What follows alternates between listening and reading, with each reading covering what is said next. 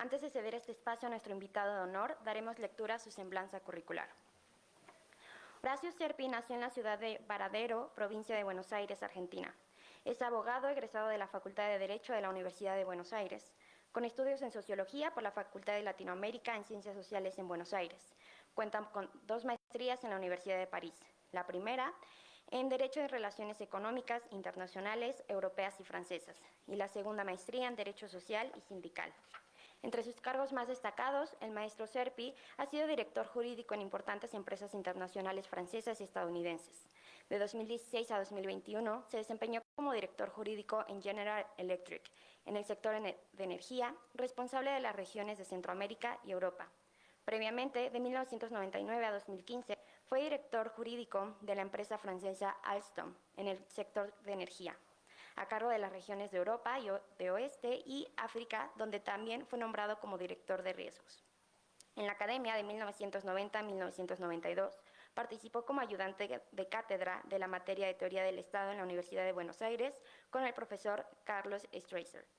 El maestro Horacio Serpi está radicado en París desde 1994 y ha ejercido el derecho francés e internacional desde el año 1999.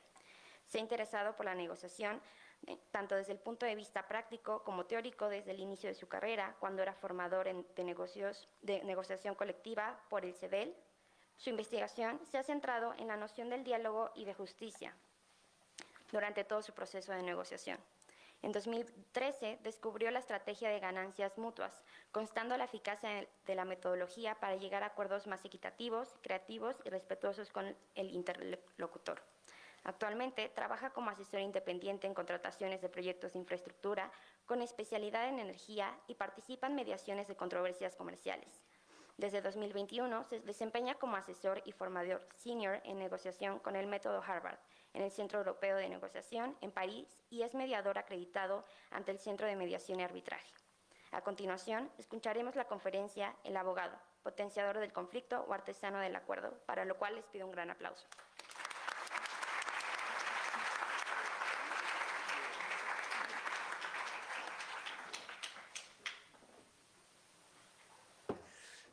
Muy bien, muy buenos días a todos, espero que se encuentren bien. Desde ya, antes de empezar directamente al tema que nos compete hoy, voy a expresar mi orgullo, mi honor de estar en esta casa de la Universidad Pública, de la UNAM. Para mí es realmente un privilegio estar en esta prestigiosa institución y le agradezco desde ya. Es un contento de poder compartir la experiencia con todos ustedes.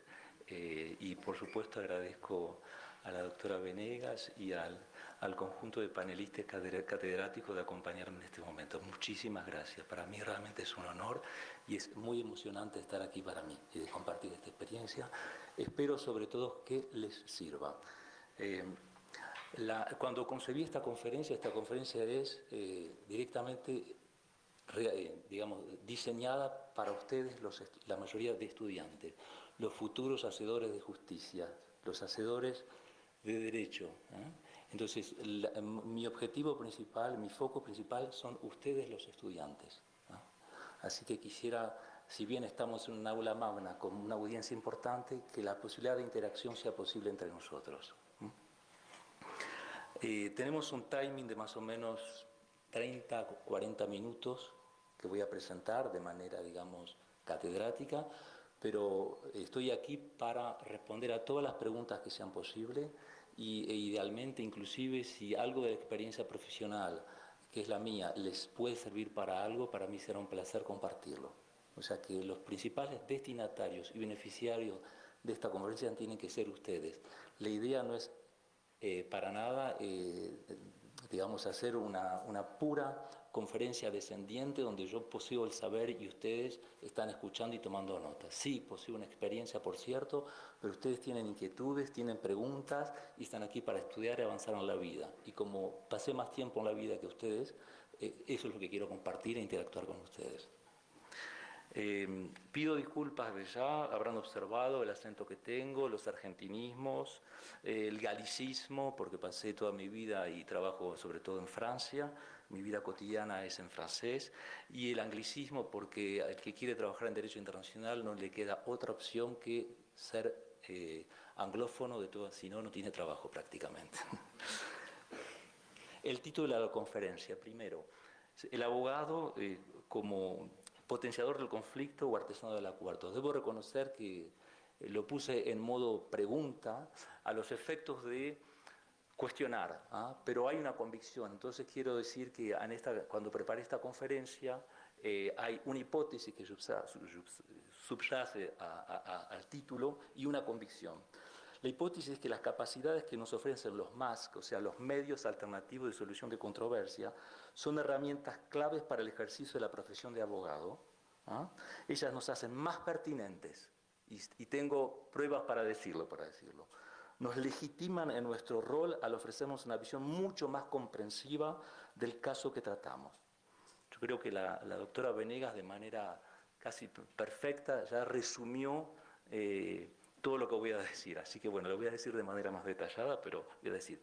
Y tengo una convicción profunda, a través de la experiencia, con un componente valorativo, es que los abogados tenemos un campo muy grande para concebirnos y practicar la profesión como artesanos del acuerdo, como pacificadores. Lo que pasa que, vamos a ver más luego, por la formación, por el ejercicio de la profesión, estamos muy más acostumbrados a querer tener razón. Y los medios alternativos de solución de conflictos nos ofrecen herramientas concretas de las que voy a hablar, que son importantes. Y como son medios que se desarrollan de más en más en el mundo entero, me parece importante que ustedes como actuales estudiantes empiecen a visualizar esas posibilidades. No voy a hacer una conferencia clásica jurídica, en el sentido que no voy a analizar en detalle una ley, una jurisprudencia, una casuística, ni siquiera voy a hablar de la mediación de la Corte Internacional de ICC en la Cámara de Comercio Internacional, o el CIADI, o los contratos FIDIC, que son estándares internacionales de contratación. No voy a hablar específicamente de eso. Voy así permitirme la ley mexicana de la República Mexicana, que acabo recientemente de descubrir con gran y hermosa sorpresa, sobre los MASC, publicada en el boletín oficial, creo, el 26 de enero de 2024. Yo quería... A ver. Sí, perfecto. La exposición, la previa, por favor. La exposición tal como la he concebido es hablar de las capacidades y competencias clásicas del abogado, mencionar los más y los medios alternativos de solución de conflicto y los que voy a hablar, luego entrar un poquito en detalle en lo que respecta a negociación y mediación y cuáles son las competencias propias, las herramientas propias que tanto la negociación como la mediación nos ofrecen para el ejercicio de la profesión todos los días. Yo digo bien, todos los días. Cuando lo afirmo es por haberlo practicado y practicado actualmente todos los días. Y al final voy a terminar con una especie de propuesta que me gustaría, realmente es una convicción profunda y un valor, la posibilidad que el abogado o el jurista, en algunos países se habla de jurista y de abogado como una diferencia, en fin, podemos entrar en estos detalles luego, el abogado como pacificador, la idea es de aumentar lo que se ha dado a llamar la inteligencia contextual gracias a estas herramientas. Y luego voy a abrir el debate para todas las preguntas que sean necesarias, tanto de los estudiantes como de los catedráticos, si lo desean así. ¿Se escucha bien? ¿El ritmo es entendible, audible, el acento? ¿Sí? ¿El mensaje llega? ¿Sí? Bien, gracias. Entonces, vamos a empezar. Voy a empezar por ustedes primero. Les voy a decir en algún punto que lean esto, que cierran los ojos un segundo y que se proyecten de aquí a 4 años, 5 años, en el mercado de trabajo. Yo sé que, como todos, depende de nuestros contactos, de nuestra herencia familiar, de nuestro contexto social, tenemos más o menos conexiones, padre abogado o no abogado, y entonces vamos insertando al mercado en condiciones de nuestro medio social, porque eso depende de las famosas relaciones que hablamos. Y que muchos de nosotros también vamos a encontrar un trabajo ahí donde el trabajo esté. Entonces es difícil concebirse como una especialidad, porque necesitamos concretamente vivir de un trabajo y hemos elegido esta profesión y vamos a trabajar donde la posibilidad se nos ofrezca de trabajar. Pero démonos por un instante la posibilidad de elegir. Les invito a darse la posibilidad de elegir, imaginarse dónde les gustaría trabajar como abogados. Es solo para que lo tengan en mente cuando vamos a escuchar la conferencia y luego vamos a venir de eso más tarde y me gustaría saber con qué audiencia estoy. Me gustaría trabajar en educación, en el gobierno, municipalidad, parlamento u otra institución de gobierno, en el poder judicial, en una empresa, en una firma de abogados, EONG. No lo sé aún, no tengo la menor idea y ninguno de los anteriores porque el derecho no me gusta y voy a estudiar psicología. Pero bueno, aunque estudie en psicología, espero que lo que voy a hablar es útil tanto para un psicólogo como para toda persona, como para toda persona. Entonces, vamos a pasar al próximo slide. Me permito presentar la primera slide, camino, que es el camino propio. Lo he pensado mucho si presentar para no de manera egótica hablar de mí, pero pensé que tenía que trascender esta idea de hablar de mí o no, para presentarles un camino posible entre los tantos. Primeramente porque de lo que voy a hablar es el fruto de un camino, es una construcción en el tiempo. Es sí demostrarles que una carrera se construye, que hay muchas posibilidades, y con el tiempo, con la tenacidad, con el trabajo y con el estudio llegamos a situaciones que son satisfactorias. En el caso personal, el mío es trabajo, trabajo, trabajo y trabajo. Da resultado. Soy el puro producto de la educación pública y estoy profundamente orgulloso y es emocionante para mí decirlo aquí. La defiendo profundamente. Es algo que nos está por ahí, lo sentimos como dado, pero no es dado. Hoy día vamos de más en más a la educación privada y tengamos consciente que si tenemos la oportunidad de estar en la educación pública, es un gran privilegio que tenemos de estar aquí. Hablo por mí y hablo por ustedes. Para mí es un honor estar en una institución pública como esta.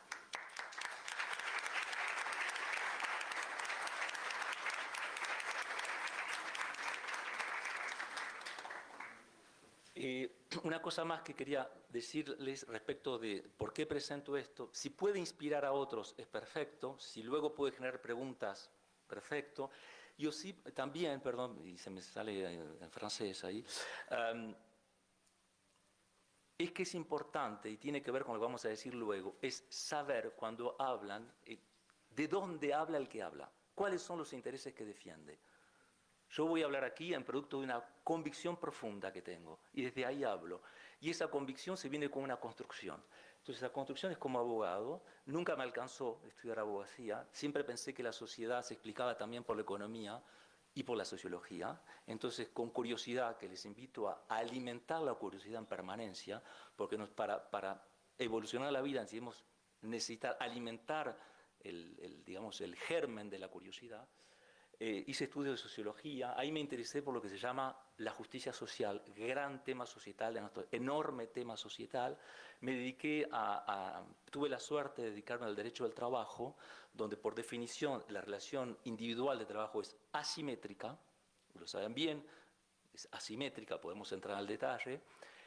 Y me interesé particularmente por la negociación colectiva, por el simple hecho de que es el espacio donde cierta justicia social puede instaurarse en el trabajo gracias a las instituciones sindicales. Y ese tema es el que me interesó en particular. Y el que me interesó en particular es cuánta justicia existe o no existe en el proceso mismo de negociación y cuáles son los valores de justicia o las aspiraciones de justicia que tienen los actores en la negociación. Porque también justicia puede existir en un proceso de contractación y es ese proceso, el conocimiento de ese proceso y ese nudo, el corazón mismo de mi temática, es en ese intercambio, en esa interacción con el otro, que el proceso de justicia, que un intercambio justo o no justo o equilibrado o no equilibrado se realiza. Y de eso voy a hablar. Bueno, luego hago másteres a internacional. Gracias al Estado argentino tengo la oportunidad de obtener una beca para ir a hacer una investigación en este tema de diálogo y negociación. Estudio entonces Derecho del Trabajo y Derecho Económico en Francia, hago 2 másteres y eso me permite impregnarme en el derecho francés y europeo, en el derecho comparado, materia exquisita y riquísima que invito a todo interesado en derecho, digamos, en relaciones internacionales y en derecho internacional privado y en comercio internacional a tener una cultura de derecho comparado y, por supuesto, conocer lenguas extranjeras si no se puede ejercer. Y luego tengo la oportunidad de ejercer como abogado corporativo durante más de 20 años en dos organizaciones dedicadas a la energía, dos grandes corporaciones, y lo que hago básicamente es derecho de la empresa, todo el derecho de la empresa, mercantil, sociedades, propiedad intelectual, etcétera, etcétera, y la gran base es la contratación internacional de contratos de energía, que son contratos comerciales, pero complejos, con o sin financiamiento, que son contratos de compra-venta, pero básicamente contratos de construcción, que es un mundo aparte del mundo de la ingeniería que necesitaría ser explicado, pero ese es mi background, como se dice en inglés. Hoy día soy asesor independiente en ese tipo de contratos, soy mediador y formador en negociación, que es realmente mi tema, y voy a tratar de profundizar un poco durante esta conferencia. Un poquito antes, por favor. Mi hipótesis de base es que las competencias clásicas del abogado, tal como nosotros nos formamos y como se ejercen las compañías clásicas de abogado, no nos habilitan, no nos potencian, no nos posibilitan, no nos posicionan como arquitectos del acuerdo. Siempre nosotros queremos tener un poco, como abogados, y hablo de lo que yo viví y he recabado opiniones de otros colegas con más de 35 años de experiencia, antes de venir aquí también, siempre estamos diseñados para querer tener razón. Y sabemos bien que es la cuestión de la puja. Entonces quiero tener razón y es un poco, quiero tener razón contra alguien, la tengo, la poseo, como si la razón fuera mía. Quiero ganar el pleito, quiero ganar, digamos, cuando hago estrategia de defensa, quiero tener un paso más adelante sobre el otro, hago cálculo. Y esa es la manera clásica, diría, de concebirse como abogado, y que tenemos muchas más posibilidades que eso gracias a las competencias que nos dan los medios alternativos de solución de conflicto. Entonces, eso inclusive está reforzado por la manera en que se practica el ejercicio de la profesión de abogado clásico, en donde, seamos realistas, la profesión de abogado está básicamente remunerada por honorarios, y si es un abogado contencioso, cuanto más dura el juicio, por supuesto, puede haber más remuneración. Depende de la manera en que se remunere. Ustedes saben que en ciertos países se acepta el pacto de quota litis, y en otros países, y en la mayoría de países, no también, por ejemplo en Francia o en Estados Unidos, es a la hora que se pactan los honorarios.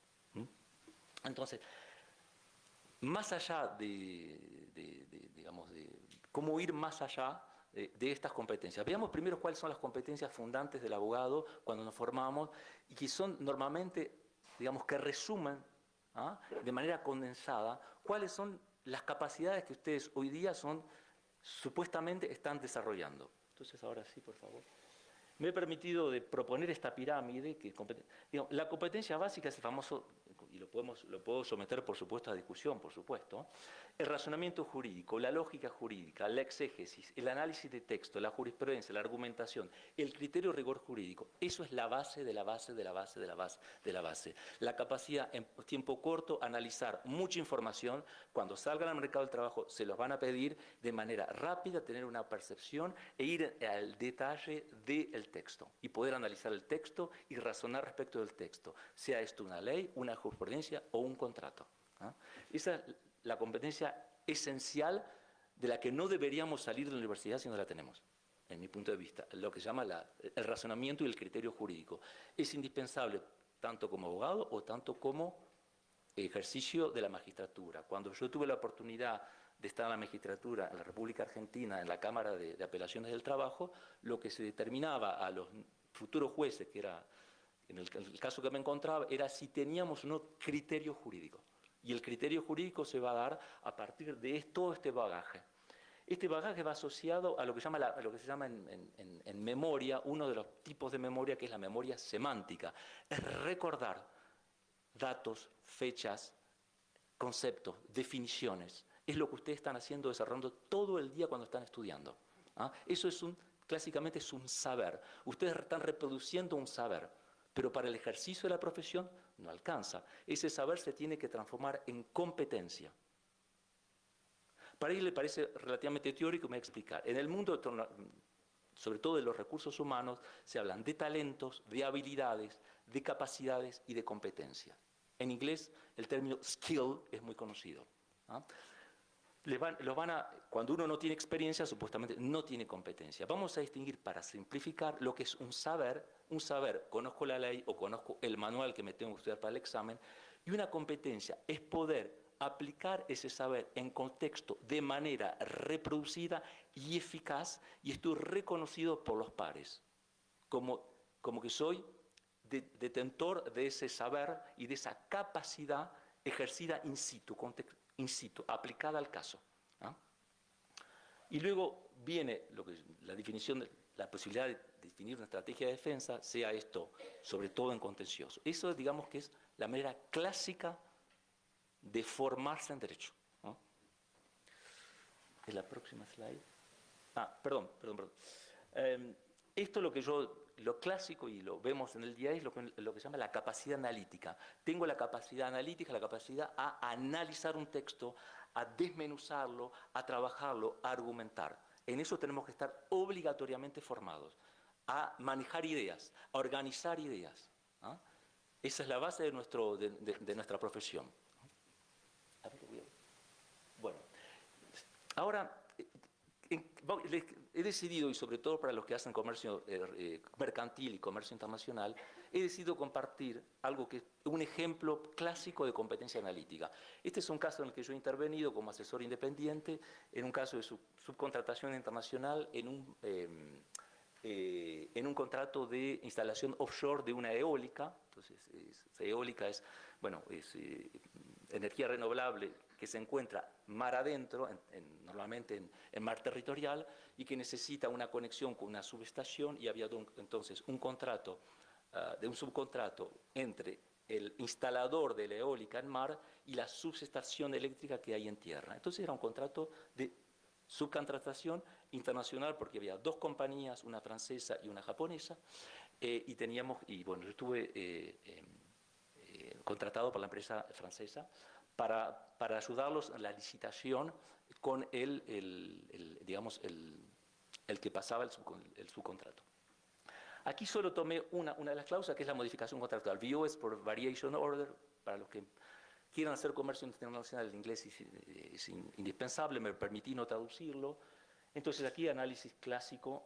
Entonces vamos a hacer una modificación de contrato, hay 10 días al subcontratista para decir si tiene impacto, hay 14 días para proponer una modificación detallada. Enseguida el cliente aprueba, y menciona el artículo, o hace comentario, entonces y hace comentarios y hace la proposición de modificación contractual. Bueno, anote ahí que no hay límite de tiempo, hay un problema que no hay límite de tiempo. Si hay comentarios del cliente principal, o sea, el que nos contrató como subcontratista, el subcontratista tiene que someter de nuevo, transmitir de nuevo una nueva proposición durante los 7 días, y si no hay acuerdo, en ese caso, el cliente puede instruir al subcontratista, y el subcontratista, a pesar del desacuerdo, tiene que ejecutar el contrato, aunque le cueste más. Entonces, el problema es cuál riesgo tiene el subcontratista ahí. Ese es el análisis que va a hacer el abogado en revisión de contrato. ¿Es que lo vamos a negociar? ¿No lo vamos a negociar? ¿Es que vamos para reducción? ¿Qué vamos a hacer? Entonces, bueno, es solo una idea de un análisis esencial, contractual, para que empiecen a tener una idea del tipo de trabajo que van a tener que hacer en revisión contractual, y en los cuales las competencias de las que hablamos antes son fundantes. Porque van a pasar una entrevista de trabajo la mayoría de ustedes, y bueno, la idea es que tengan un poco ya de práctica y sobre todo conocimiento de lo que constituye un trabajo, por ejemplo, de abogado de empresa. Bueno, esas son las competencias clásicas. Competencias de la naturaleza se van a desarrollar, van a aplicar en el consejo del ejercicio de la profesión, o al momento de interponer una demanda en caso de demanda judicial. La próxima. Bueno, ahora veamos cuáles son las competencias específicas, las capacidades específicas que nos ofrecen los medios alternativos de solución de conflicto. Aquí he mencionado solo 4. ¿ah? Son negociación, mediación, adjudicación y arbitraje, porque son los que más se van a utilizar en materia comercial. ¿Ah? Recordemos que la ley del 26 de enero de 2024, en el artículo 4, nos cita como, de manera no limitativa, nos cita la negociación colaborativa, o sea que hay un distingo entre la negociación y la negociación colaborativa, ¿ah? La mediación, la conciliación, ¿ah? También hay un distingo entre los dos que voy a hacer, y el arbitraje, pero de manera no limitativa. En el artículo 5, si mal no recuerdo, también cuando hace una especie de terminología, incluye la noción de justicia restaurativa y de... exactamente, muchas gracias. Que son dos cosas que no voy a mencionar aquí por el simple hecho que se aplica más al área penal. En la justicia terapéutica estaría muy interesado en descubrirla porque me parece de súper avanzada y realmente estoy gratamente sorprendido que una ley nacional hable de eso, porque se trata nada más y nada menos que a veces de sanar heridas, y el componente relacional y emocional en cualquier relación, inclusive de negocios, aunque a veces tenemos el estilo un poco lo mercantilista, un estilo menos humanista, por así decir, podríamos hablar de eso en otro contexto, siempre se están tocando e implicando emociones que ponen en juego la relación. Entonces, y sobre todo cuando hubo digamos, hubo decepciones profundas, no también, por ejemplo, en el caso de familia, en el caso de penal, lo que se llama la justicia terapéutica puede ser mucho más útil y reparadora.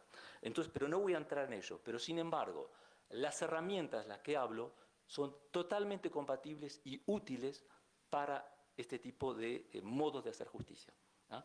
Voy a hablar esencialmente de negociación y de mediación de manera relativamente rápida. Desde ya digo que voy a sobrevolar el tema. ¿Por qué? Porque esto requiere práctica y no solo se estudia. Cuando yo me formé como formador, digamos, profesional en negociación razonada, de la que voy a hablar ahora, llevé 2 años, llevaba 25 años negociando, había hecho estudios de investigación en el área de negociación y, sin embargo, implica incorporar una práctica. ¿Ah? ¿Ah? Porque tiene que ver con la manera en que nosotros entramos en interacción con el otro. Entonces tiene que ver con maneras profundas en la manera en que nos comportamos en la relación con el otro. Entonces voy a sobrevolar temas, les va a parecer relativamente abstracto, pero la idea es que ustedes se vayan de aquí con un perfume, con una idea, que hay otra manera de ejercer el derecho, que hay otra manera, esa es mi principal intención, y que podemos ser más pacificadores de lo que pensamos, y que podemos ser más artesanos del acuerdo que lo que pensamos. Pero para eso necesitamos herramientas. Por supuesto necesitamos experiencia y la competencia básica de la que hablé antes. Entonces, voy a hablar primero de negociación y luego de mediación. Pero voy a hablar al mismo tiempo, en 2 palabras. ¿Qué es una negociación? Voy a hacer una definición muy clara. Hay 2 partes que intercambian con la posible intención de llegar a un acuerdo, y con intereses que pueden ser comunes, que pueden ser divergentes o que pueden ser conflictivos. ¿Ah? Así es simple por la negociación. Negociamos en todo momento. Los hijos con los padres, con el vecino, con los profesores, en el contrato de trabajo, con el cliente. Vamos a hacer de manera simple. De momento, ustedes hacen una demanda. Yo pido algo a alguien. Me puede entregar esto, me puedes dar esto, me puedes conceder esto, y la otra persona dice no, la negociación comienza. Entonces negociamos todo el tiempo sin darnos cuenta. Toda la literatura lo dice, desde la mañana a la noche. ¿No?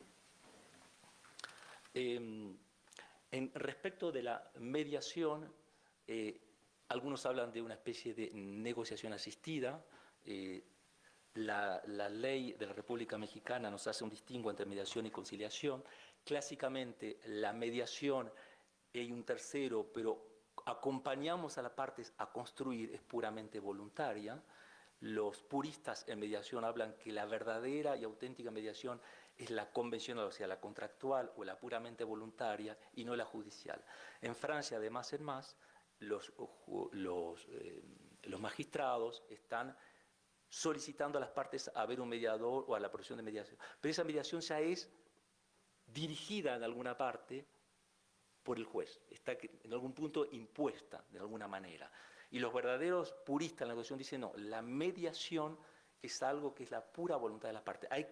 Las partes tienen que querer mediar. ¿No? Respecto de las razones por las que la mediación y la negociación son interesantes, son las que voy a decir las capacidades, pero existen, por supuesto, las cuestiones de oportunidad.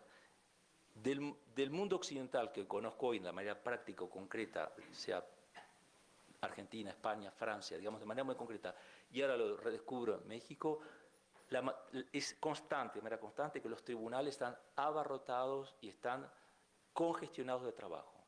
Los plazos para obtener sentencia de primera instancia, en el mejor de todos los casos, es 1 año. No hablo de procesos rápidos ejecutivos, pero en el mejor de los casos. A veces va a 3 años, primera instancia, 4 años, primera instancia. Luego tenemos 3 años más y vamos a Cámara de Apelaciones a segunda instancia. 7 años. ¿Qué persona o qué cliente puede sostenerse y qué justicia hacemos cuando estamos 7 años esperando una decisión de justicia? Porque la vida continúa, porque la contraparte se torna insolvente, porque la persona se casa de otra manera o se vive en vida de pareja de otra manera, porque se va a vivir a otra casa, cualquiera sea el conflicto. Es imposible, o sea, no da hoy respuesta. Esa es una situación concreta, desgraciadamente, que la justicia en general falta de recursos. Y digo inclusive en países supuestamente desarrollados como Francia. Es una problemática parecida a la que ocurre aquí. Algunos plazos pueden variar, pero la problemática sigue siendo la misma. Entonces, es una manera, y esto los panelistas he hablado con ellos previamente, y están todos muy conscientes de esto, si son proclives a los medios alternativos, es una manera mucho más rápida, mucho más económica y que tiene un impacto positivo en la relación. Por eso la eficacia de los medios alternativos de solución de conflicto. Ahora vamos a ver de manera más específica cuáles, digamos, cuando hablamos de negociación, de qué hablamos y cuáles son las herramientas típicas a estos medios. Voy a hablar sobre el tema porque me quedan máximo 15 minutos o 10, pero cuáles son las herramientas típicas. Cuando hablamos de negociación, hay distintas maneras de negociar. En el Centro Europeo de Negociación, en el que soy miembro, distinguimos, recordemos para los que hicieron sociología jurídica, la noción de tipo ideal. ¿Se acuerdan? El tipo ideal es un tipo ideal, es puramente teórico, ¿no? Platón es la idea en sí mismo. La realidad es mucho más impura, pero a ver, lo voy a presentar en tipo ideal. Hacemos una por una, por favor. El tipo clásico ideal es concebir la negociación como una relación de poder. Un ejemplo clásico es el presidente actual de los Estados Unidos. Es uno contra el otro, es un combate. Entonces, ¿cuáles son las tácticas? ¿Se acuerdan? Táctica y estrategia. La estrategia es un plan global, viene del mundo de la guerra, y la táctica es el paso 1, el paso 2. Táctica, le hablamos, designamos los varios comportamientos. Entonces veamos qué tipos de comportamientos tenemos en una negociación concebida como una relación de poder. Es un comportamiento autoritario, de imposición unilateral, de intimidación, de denigración, de poner el otro entre el hecho consumado, de, por ejemplo, decirle, fírmeme aquí. Le puedo decir de manera muy amable, fírmeme aquí, pero no estoy diciendo, lea el contrato tranquilo y después lo charlamos, si tiene una duda lo hablamos. Hay varias tácticas. Entonces, es una manera de concebir, de ejercer, clásica como un combate. Tengo razón, es el uno contra el otro. De manera muy sintética. Es la manera más clásica. Les invito, si les interesa el tema, a ver el film The Apprentice, El aprendiz, que habla de la trayectoria del presidente actual de Estados Unidos, cómo concibe la negociación. Es uno contra el otro. Es como casi una lucha. Es una manera clásicamente competitiva de concebir la relación, como una lucha. Tengo que ser un winner si no soy un loser. Es la primera parte del film del que les hablo. De manera muy sintética, la negociación como una manipulación, ahí ven una especie de títere que va a ser, voy a tratar de hacer de manera que el otro reaccione vía la manipulación. ¿Cuál es el acto más conocido hoy día y expandido de manipulación legal? ¿Alguien lo quiere decir? ¿El más conocido? La publicidad.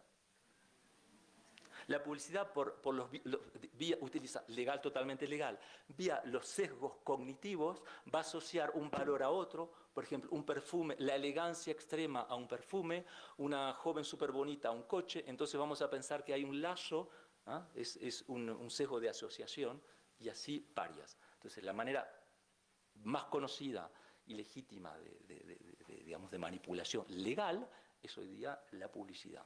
¿Eh? Está súper estudiado por la gente que se dedica a la comunicación.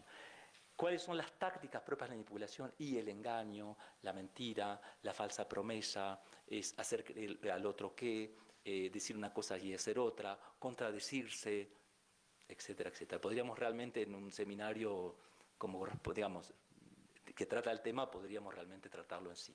Entonces, es un poquito cómo hacer que el otro, como dicen en Argentina, pise el palito, entra en la trampa, sin decir, cómo hacer que el otro, cómo manejarlo al otro como un títere de manera que diga sí con el engaño, mostrarle una parte de la información, no toda. ¿Ah? Entonces, es otra manera de concebir. Otra manera es el compromiso, es la más clásica de todas, la más razonable, sí, es un hombre de compromiso, sabe, es que las partes van a renunciar recíprocamente a una parte de lo que querían para llegar a un acuerdo. Entonces van a renunciar. Y la última, que es la estrategia de ganancias mutuas, que es el famoso método Harvard o win-win, conocido a partir sobre todo de los años 1980 por un libro que se llama Getting to Yes, muy conocido. Harvard ha continuado a producir y continúa a producir en el programa On Negotiation, que es accesible a todo el mundo. Es negociar a partir de intereses, y este es un concepto clave que querría explicar en lo que sigue, es la posibilidad de ir a construir con el otro juntos. Yo no voy contra el otro, voy con el otro. Y sabemos cuán difícil es, por supuesto. Y voy a construir con el otro. ¿Y de qué manera voy a construir? A partir de los intereses. Repito, estoy sobrevolando y esto necesita práctica, porque la mayoría estamos marcados por la negociación como relación de poder. Societalmente estamos marcados así, como una lucha. Estamos marcados de manera competitiva y no cooperativa. Entonces la estrategia de ganancia mutua se instala, se pone la parte cooperativa. No quiere decir ser buenitos, no alcanza con ser buenitos. Es importante tener códigos de cortesía, es esencial para la buena vida, pero no alcanza, porque la idea es que las dos partes salgan satisfechas del acuerdo, las dos partes. Entonces vamos a ver el concepto, la que sigue, por favor. Capital, que es el concepto que el Centro Europeo de Negociación me ha facilitado este slide. Las maneras clásicas de negociar relación de poder y manipulación solo ven la parte, van a ir argumentos. Tengo razón, tengo razón, tengo razón, tengo razón. Yo tengo una buena posición, etc. Y las ganancias mutuas o la negociación resonada, también llamada negociación resonada, va a tratar de indagar del por qué. ¿Por qué pido lo que pido? ¿Ah? Entonces vamos a distinguir qué es qué demando y versus por qué pido lo que pido. Esto lleva un tiempo y automáticamente mezclamos los dos, pero solo que le quede idea a la noción de interés. No hablo, es una cuestión amplia de interés lato sensu, no es una concepción restringida en la que el interés, si buscan el diccionario, es el beneficio del dinero, o es lo que es, ahí está por interés. Por ejemplo, un amigo, una amiga me pide tomar un café, entonces me habla de su mediación y me pide consejo. Entonces alguien va a decir, es un café interesado, porque en realidad no estaba preocupándose por mí, tenía el interés de hablar de algo que le interesaba. Voy mucho más allá de eso, entonces vamos a hablar de las motivaciones, el por qué, el para qué, o sea, de manera casuística o teleológica, por qué algo o para qué algo, cuáles son las necesidades, cuáles son los condicionamientos, todo el tema de riesgos, por ejemplo, y los valores que a partir de valores en principio no negociamos. Ese es un tema en sí que necesita práctica y entenderlo. Solo les dejo la idea. Entonces, respecto a las necesidades, me permito recordar la pirámide de Maslow. ¿A alguien no le suena para nada o le suena a todo el mundo la pirámide de Maslow? Bien, entonces aquí para el tema de la ansiedad, recordemos, si le suena la pirámide de Maslow, siempre sigue siendo útil para mí, para entender de qué estamos hablando. Si ustedes están negociando y a la persona enfrente no comió, o tiene frío, tiene calor, le falta agua, no lo está poniendo en buenas condiciones. Era una manera clásica de meter la presión, se llama manipular el medio ambiente, esa negociación. Generalmente en China se hacía eso, o sea, se ponía en una especie de subsuelo compitiendo tres providers, proveedores, compitiendo en una negociación y, por ejemplo, tienen mucha capacidad, tienen equipos que se van... En China se van intercambiando cada 7 horas, entonces el equipo que viene de afuera somos 3 personas, y mientras que los otros son 7 personas y están en permanencia cambiando de equipo, entonces el equipo que viene de afuera está 14 horas, el equipo de enfrente está 7 horas y cambia. Entonces, digamos, la cuestión de necesidades básicas a veces para ir a lo más alto de la pirámide, una persona a veces está haciendo una reclamación porque no tuvo un reconocimiento, y en realidad no alcanza con el dinero. Entonces empezar a indagar sobre el porqué. ¿No? Pienso que lo vamos a dejar aquí por ahora. Hablemos, bueno, ahora vamos un poquito antes, voy a hablar de herramientas concretas que se utilizan tanto para la negociación razonada, no hablo de cualquier negociación, y herramientas concretas que se usan, que son tan útiles también para cualquier tipo de mediación. Son herramientas que tienen que ver con la capacidad de interacción comunicativa. Recordemos cuáles son los 3 niveles de comunicación. Voy a ir muy rápido sobre el tema. Mehrabian, en 1960, propone los famosos 3 Bs, las vías, la verbal, la verbal, la paraverbal y la visual, en sí, lo que se llama el body language. Voy a repetir sobre esto. Las palabras, la verbal es el contenido de lo que digo. El contenido concreto de lo que digo, que pesa en principio por 7%. La segunda. La paraverbal es el tono. No es lo mismo que esté hablando de esta manera, con este tono, con esta implicación, con este silencio, ustedes van a dormirse en breve, versus que esté hablando con énfasis, con entusiasmo, con decisión, y no es lo mismo que esté, y entonces luego la que sigue, por favor, la no verbal, que le esté hablando así, de manera monótona, versus, perdón, que me baje, que empiece aquí en el escenario, igual de todos ustedes, todo esto tiene un impacto en el intercambio, tiene un impacto, y la idea es que empecemos a estar conscientes que todo eso cuenta, ¿no?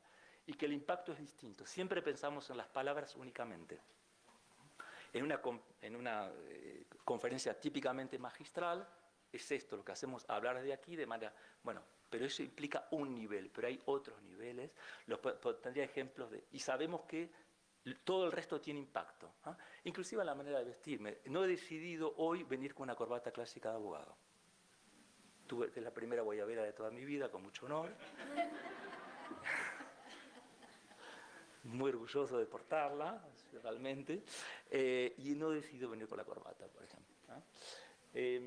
Tengamos cuenta de eso, para empezar. En el tema de lo puramente verbal, por supuesto, nosotros como abogados se determinan las palabras, cuenta muchísimo, y lo que cuenta no es desmerituar eso, no es desmerituar, la idea es, tengamos en cuenta que existen estos 3 niveles y que el nivel verbal es un nivel entre otros. Nosotros vamos a traer el nivel verbal y escrito antes que nada, por supuesto.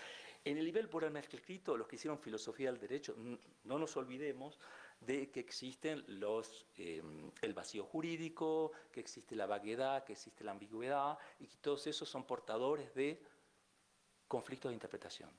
No entro en el tema porque supuestamente han estudiado eso o estudiarán vaguedad, ambigüedad. O sea, ¿de qué estamos hablando? Y como abogados, por supuesto, herramienta clave es la precisión. Próxima slide.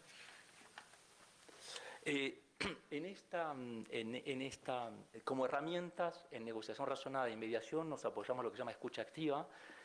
Es un psicólogo de origen estadounidense que lo propone en 1957, se llama Active Listening.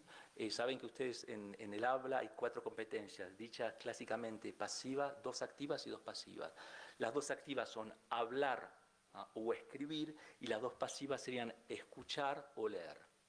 Entonces él propone que la escucha tiene que ser activa.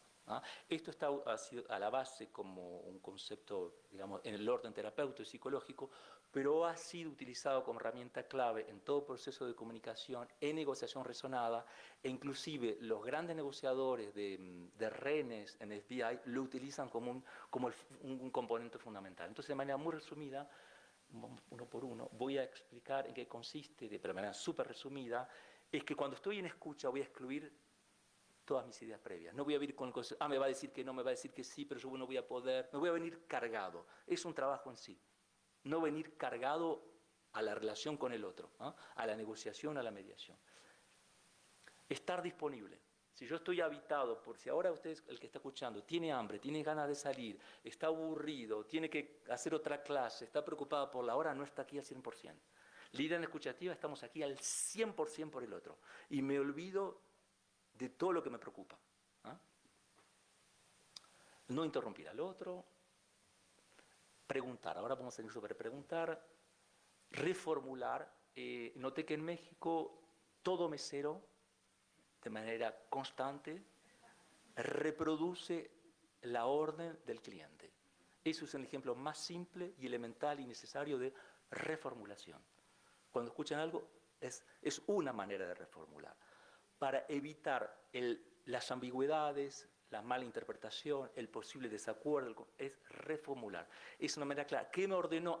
Pero usted me dijo esto, señorita o señora me dijo esto. Entonces, para dar un ejemplo concreto es ese. Hay varias maneras de reformular, pero reformular es básicamente eso. Tratar de reproducir lo que el otro dice para que el otro se haga eco, va a escuchar un eco en la...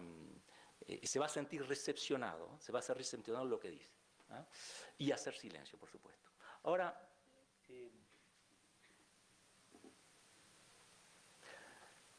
el preguntar y la mayéutica, que es algo esencial, sobre todo para el mediador. El arte de preguntar es un arte en sí, hay libros hechos para eso. Los que más supuestamente están entrenados para preguntar son los periodistas cuando hacen entrevistas. Pero si escuchan con detención lo que hace hoy un periodista, la mayoría de las preguntas implican la respuesta. Entonces, tenemos las preguntas clásicas, que son, por ejemplo, las dichas, ahora sí, vamos una por una, las preguntas cerradas, ¿es verdad que? Entonces puede decir sí o no. Que son útiles para, por ejemplo, para un careo, o clásicamente cuando el abogado en audiencia le hace preguntas al testigo y que es por sí o por no. Eso, para la idea es llevarlo en embudo a contradicciones, es una manera clásica. Preguntas binarias por sí o no, dijo blanco o negro. Y preguntas con la respuesta, ¿es verdad que? ¿Es verdad que la conferencia estuvo divertida? Bueno, no sé, o sea, versus, ¿cómo viviste la conferencia? ¿Cuál es tu percepción? Y ahí abrimos campo. Entonces la idea, tanto mediador como negociadora, negociación razonada, ir a preguntas utilizar más las preguntas abiertas. Y es muy simple, no es de alta complejidad, pero hay que tener la práctica de hacerlo para que el otro elabore y se pueda expresar. Entonces, ¿cómo vio la experiencia? ¿Qué lo condujo a? ¿Por qué? Preguntas de resolución, quién, cómo, cuándo, para entender. Y preguntas de reformulación, usted dice que, explique, dígame más, ¿cómo lo ve? La confrontación política en permanencia es tac, tac, uno contra el otro. Entonces, a mí lo que me evita mucho más en situaciones que sabe que la percepción sociopolítica del otro es diferente. Por ejemplo, alguien que me defienda a rajatablas la educación privada. Para mí es difícil. Entonces, ¿qué hago? Digo, no, la educación pública es lo mejor que hay y usted lo único que piensa es el interés privado, el interés público se olvidó y tenemos concepción distinta y no hablamos más.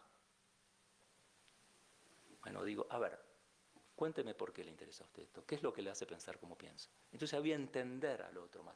Entonces, tanto mediación y sobre todo negociación razonada, vamos al mundo del otro con curiosidad para entender el mundo del otro, ponerse más en las zapatillas del otro. Y esto sirve de manera también estratégica, porque sabemos que es que tratar de entender, esto requiere por supuesto experiencia, estar conectado consigo mismo, con sus propias emociones, el tema emociones, tener tiempo de desarrollarlo. Básicamente eso, porque si no... en negociación razonada he decidido poner este slide porque me parece interesante como abogados que sepamos qué es un buen acuerdo. Entonces ¿qué es un buen acuerdo? Y nos permite, la negociación razonada me ha permitido ir mucho más lejos lo que es un buen acuerdo. Entonces se lo voy a presentar y es para ustedes conceptuales porque cuando no lo practicamos no sabemos de qué se trata, esto hay que vivirlo, pero es mucho más que un acuerdo, digamos, equilibrado. Entonces, ponemos mejor que el plan B. Esto no lo he explicado, En negociación razonada tenemos siempre un plan B antes de mi renegociación. En inglés es bien conocido como el término BATNA, no explico, pero es mejor que la otra opción de no haber negociado, ¿ah? Vamos a decir, ¿ah? Satisface los intereses de ambas partes están satisfechas, ninguna parte permitió la creación de valor, de esto han hablado, ¿eh? La idea que en negociación razonada vamos a agregar valor o crear valor, que no nos vamos a quedar con un objeto reducido de la negociación a partir de la identificación de intereses. Pero esto requiere mucha experiencia y necesitaríamos pasar tiempo juntos para practicarlo, ¿eh? Ninguna parte se siente desfavorecida, se termina con compromisos claros, a partir de una comunicación sana y con un impacto positivo en la relación, ¿no?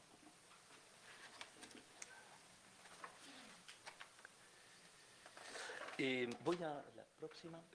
Para ir cerrando, voy a hablar de, recordemos las competencias que mencioné antes, y la otra, y digamos que nomé como capacidad analítica, ¿ah? Y lo que, estudiando un poco más el tema de competencias, he identificado la noción de inteligencia contextual, ¿ah? Es un autor que se llama Tanun Khanna, que pertenece a la Escuela de Negocios de Harvard. No tengo ningún favoritismo particular con Harvard, más allá que es un hombre reputado. Resulta que esta información sale de ahí, pero podría ser de cualquier otra universidad. La inteligencia contextual, según este citado autor, Tanun Khanna, es la habilidad para entender los límites de nuestro conocimiento, sabiendo adaptarlo a un ambiente diferente de aquel en el que se desarrolló. Yo entiendo que mi hipótesis es que estas herramientas que nos ofrecen la negociación razonada y la mediación nos incrementan, son parte de la inteligencia contextual, ¿ah? Y la idea es, para resumirlo de una manera, ir más hacia la inteligencia contextual para desarrollar nuestra profesión y para ser pacificadores. Es una decisión personal. Yo pienso que tenemos, y es una decisión valorativa importante, pienso que los abogados tenemos que ser más pacificadores. Tenemos un rol esencial en eso societal y pasa por aquí. Y por eso vine aquí. Porque creo que es posible. Lo que pasa es que requiere entrenamiento, requiere formación, requiere estar informado también. ¿Qué otra manera de concebirnos en las relaciones posible? Más cooperativa, más constructiva con el otro, ¿ah? Inclusive en el ejercicio de la profesión, ¿ah?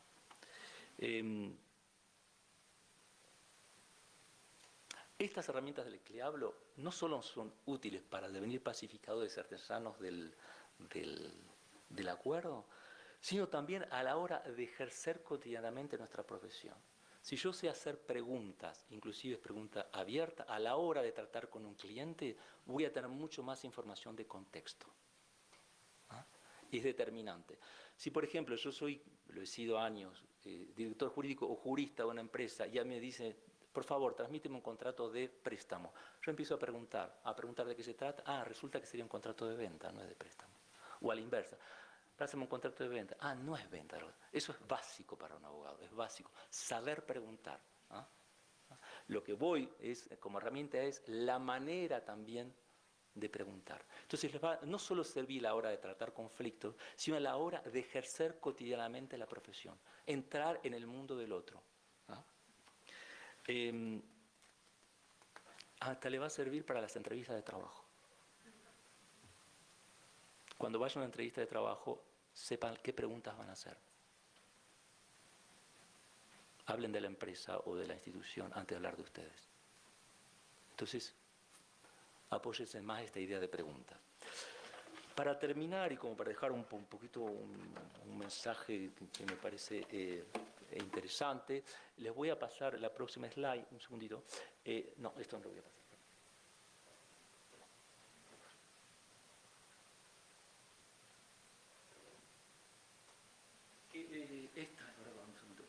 Esto lo vi en una escuela viajando por este maravilloso país, en la zona de Mérida, fue una casa de familia y la persona estaba a cargo de una escuela de verano. Entrenaba a los chicos, a los niños de 7, 8 años y tenía distintos carteles. Y vi este cartel que pasa ahora y la verdad que me impactó y quiero cerrar la conferencia con esto. Podemos crear paz de nuestras palabras, es posible, depende de nosotros también. Les agradezco muchísimo haber tenido esta atención, espero que les haya resultado y ahora está abierta a las preguntas en función del tiempo impartido. Muchísimas gracias.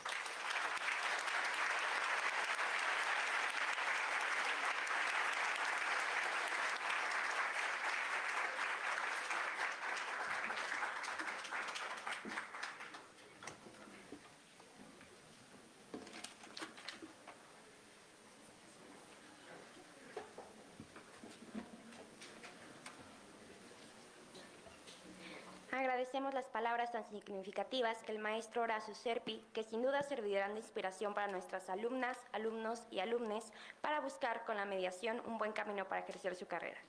Ahora escucharemos el comentario del doctor Óscar Vázquez del Mercado, catedrático de la facultad. Les suplicamos que no abandonen su lugar. Terminaremos el auditorio, este evento justo para que les dé tiempo para ir a su clase. Entonces, nos queda unos 5 minutos y después preguntas y respuestas para que puedan ir a su clase. Les prometemos terminar a tiempo. Muchísimas gracias, buenos días. Gracias, doctora Sonia Venegas, por estos espacios. Gracias a quienes me acompañan y poder permitirme en 3, 4 minutos hacer unos comentarios relacionados con esta ponencia de temas que a mí en lo personal me apasionan. Por un lado, la contratación, por otro lado, los mecanismos alternativos. La pregunta que se hizo y con la que parte nuestro ponente es: ¿el abogado potenciador del conflicto o artesano de acuerdos? Dos ideas muy claras.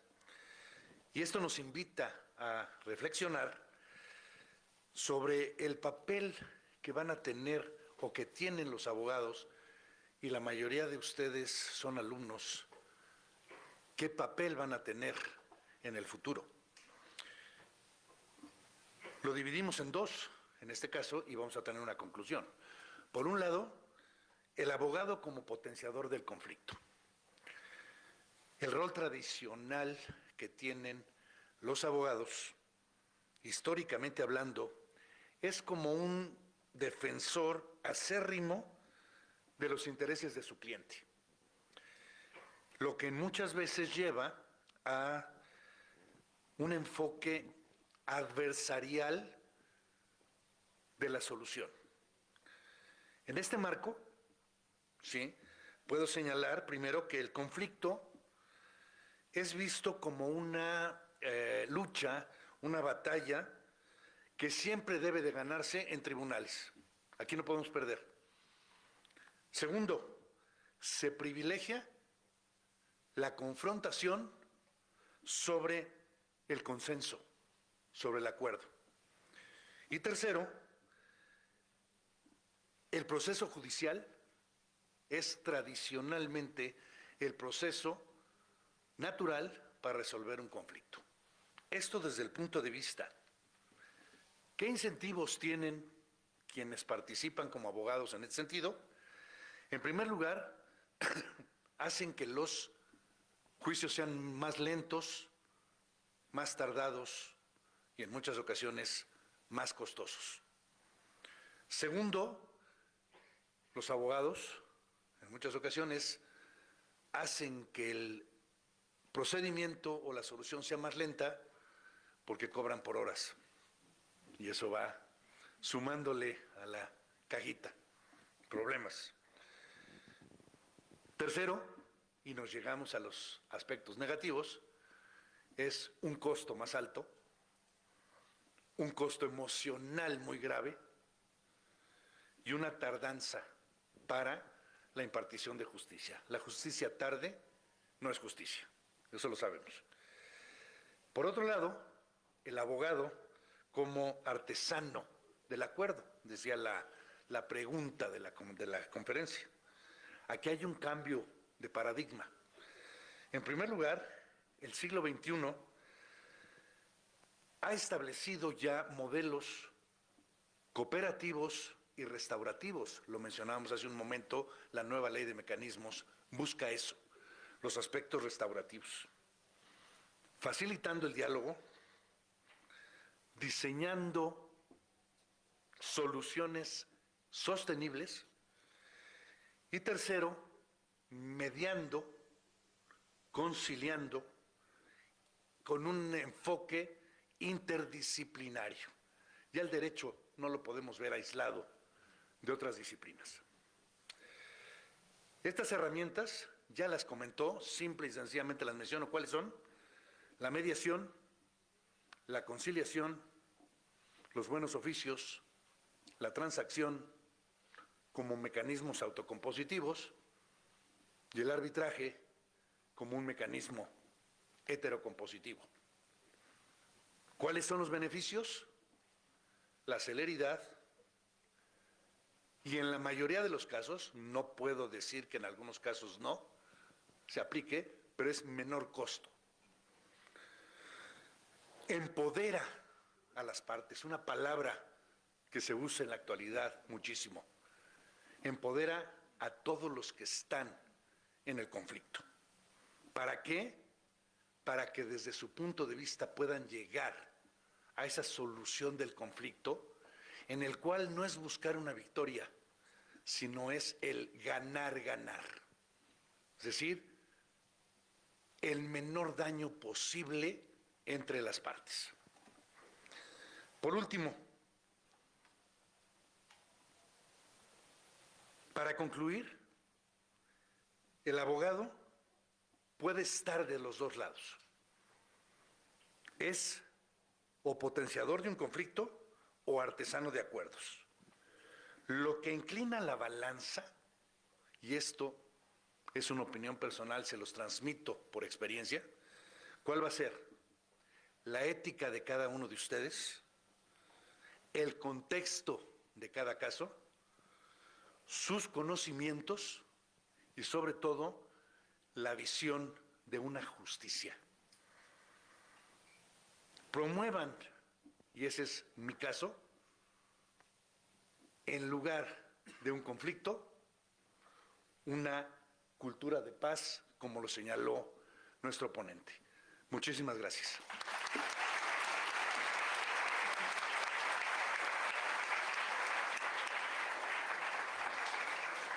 Muchas gracias, doctor.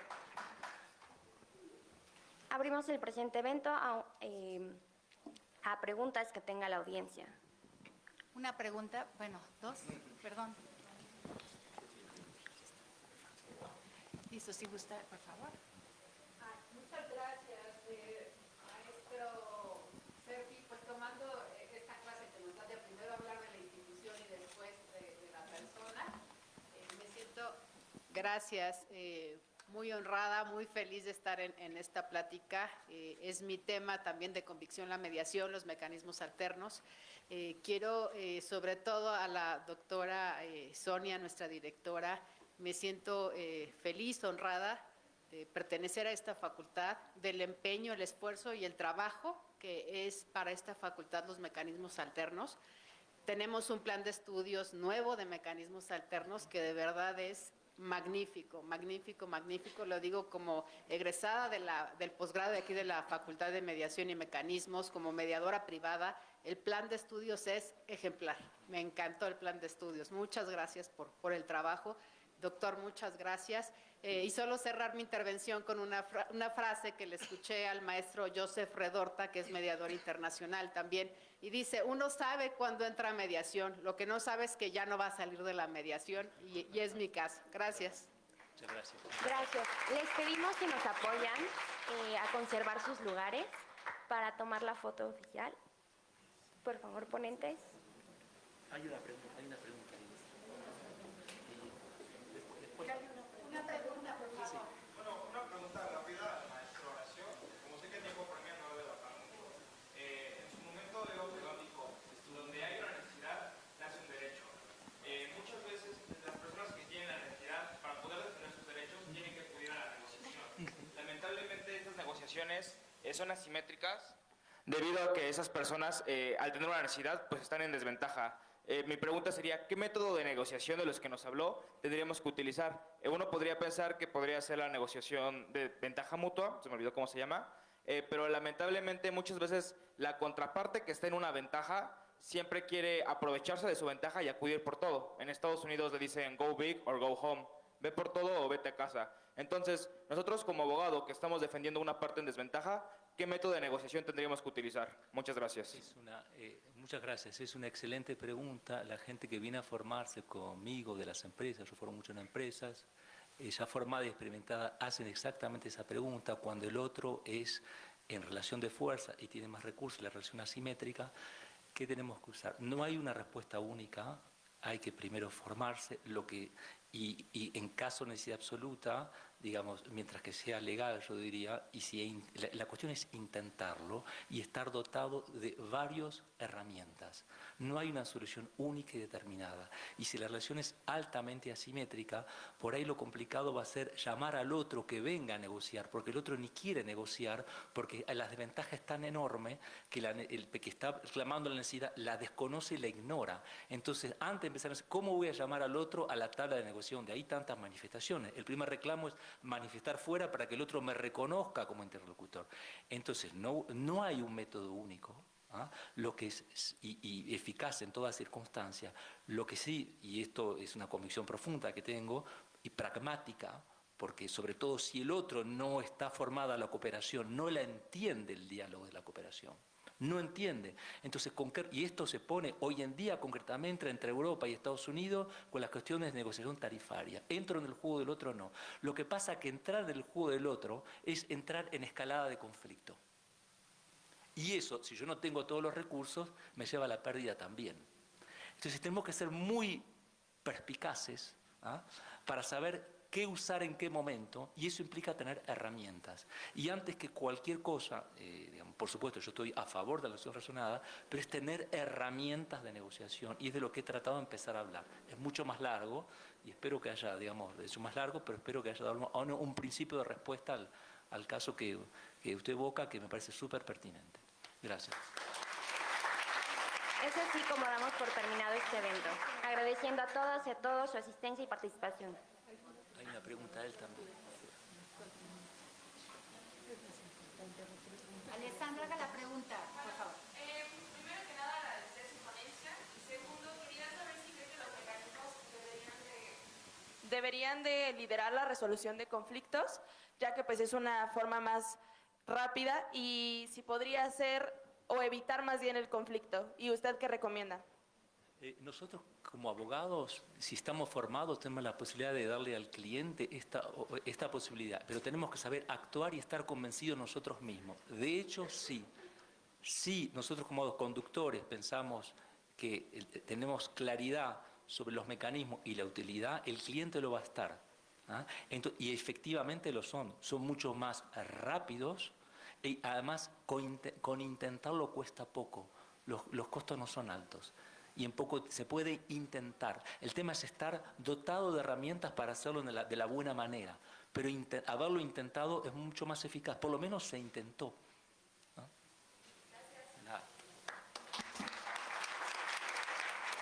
Nuevamente. No. ¿Por cuánto tiempo cree que el saber o aprender otras lenguas del extranjero siga siendo una ventaja competitiva?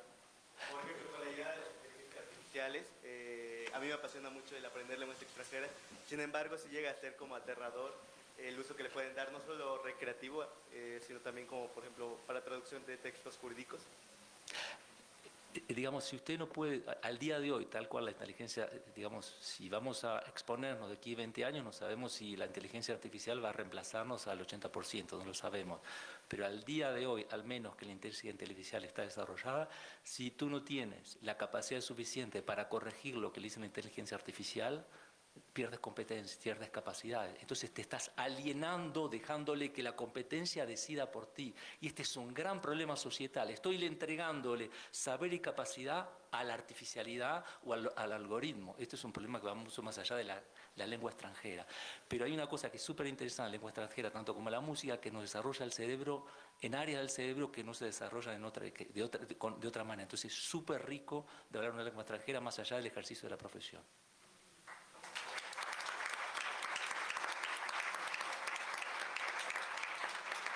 Nuevamente les agradecemos a todos, todas y toda su asistencia y participación. Muchas gracias y excelente día. Muchas gracias. Que tengan buen día.